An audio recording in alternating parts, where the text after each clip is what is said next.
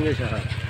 বলছি যে আজ থেকে তো উত্তরবঙ্গে বৃষ্টি শুরু হলো, তো এতে সামনেই তো কালিয়াগঞ্জে ঐতিহ্যবাহী মন্দির নাট মন্দিরে কীর্তন শনিবার থেকে, তো এতে আপনাদের ব্যবসার দিকে কতটা ঘাটতি হতে পারে? ঘাটতি বলতে তো আমরা তো প্রত্যেকেই যে যার মতন মানে গরিবের মতন প্রিপারেশন নিয়েছি, বড় লোকের মতন প্রিপারেশন নিয়েছি। তো যাই হোক, এখন তো ওয়েদার যদি বিক্রয় করে তাহলে তো কিছু করার নাই। যেটা আমরা তো মোটামুটি ধরুন এখন একটু বিপদের সম্মুখীন হব আমরা, কারণ আমরা প্রত্যেকেই কেউ হয়তো কারো কাছে ধার করে নিয়েছে টাকা, কেউ হয়তো কারো কাছ থেকে ইন্টারেস্টের উপরে টাকা নিয়েছে।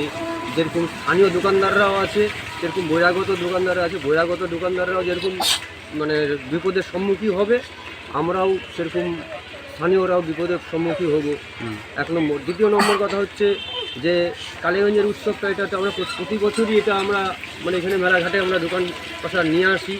এটার পরে আমাদের একটা বিশাল নির্ভরশীল হয়ে থাকে। হ্যাঁ, তো এটা যদি এরকম যদি ওয়েদার যদি হয়ে থাকে, আমরাও চাবো, ভগবানের কাছে কামনা করবো যাতে ওয়েদারটা চেঞ্জিং হয়ে যায়। হ্যাঁ, ওয়েদারটা যদি চেঞ্জিং হয়ে যায়, ওয়েদারটা চেঞ্জিং হলে আমরা দুটা মেলাঘাট হবে, তো দশেরও একটু আনন্দ অনুভব করব। কারণ এটা হচ্ছে কালীগঞ্জের একটা ঐতিহ্যবাহী একটা উৎসব। এই উৎসবটা ঠিকভাবে পালন হোক, ওয়েদারটাও কামনা করছি, ওয়েদারটাও চেঞ্জিং হোক। হ্যাঁ, যাক আর কি বলবো। ঠিক আছে।